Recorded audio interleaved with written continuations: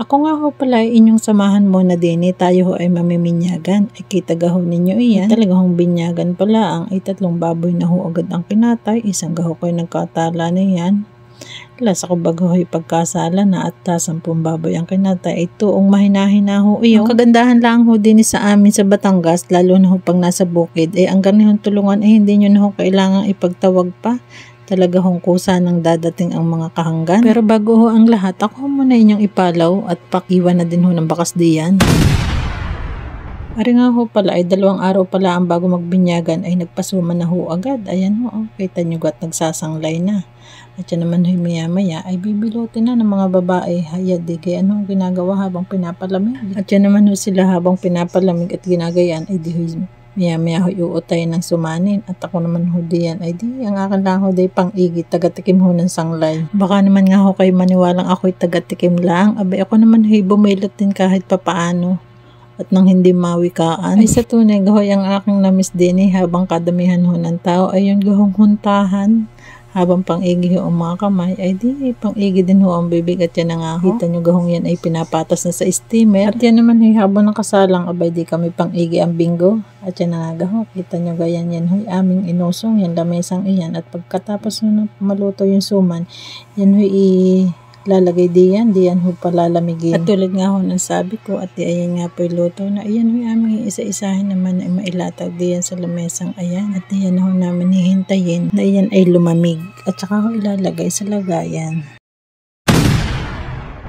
Abay syempre naman ho alangan nga naman mga lalaki lang ang may ginagawa. Habang ang mga lalaki ho ay busy doon, ay syempre ang mga kababaihan ay aray naman ho manatamis ang ginagawa. Ay kita nyo ho, yan ho isang plaga ng salad. Shoutout nga ho pala sa mga nanulungang iyan. Dari naman ho barding ari-ari ho ay creme gelatin. Syempre hindi ho mawawala ang pambansang minatamis ng mga taga-bukid. Ayan ho sago. Ang kasama naman ho ng sagong iyan ay buko at saka ho nata. Ay pag yun na palamig abay ayos ho iyan. Pero sa punto hong ari inyo ng hulan, ano na marites ng mga ito sa lagay tapos na ang mga ginagawa.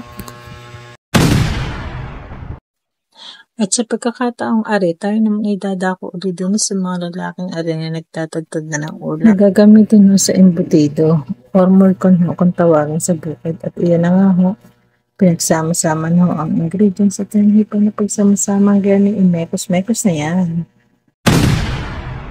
At syempre ho, sa gayang tulungan hindi naman ho mawawala ang kantahan habang nagpe-prepara ho para ho sa araw ng bukas.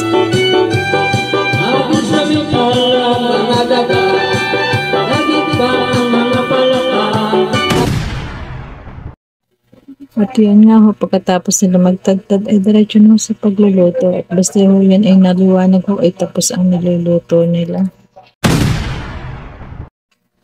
At ito na nga ang mismong pagdiriwang ng ikapitong kaarawan ng aming si Kikim at syempre sabay binyagan na din nilang magkapatid. At yun na nga po kung makikita niyo. Ang dami-daming naging tao kaya yun na lang po ang mga naging kumakain. At ang inyong abang lingkod ho ay naging busy na din sa paghahanda diyan, paglalagay sa hangin, paghugas ng plato, basta lahat na ho. Basta kami magpipinsan ho ay naging abala lahat ho diyan, bagaman pagod, ay syempre masaya naman ho.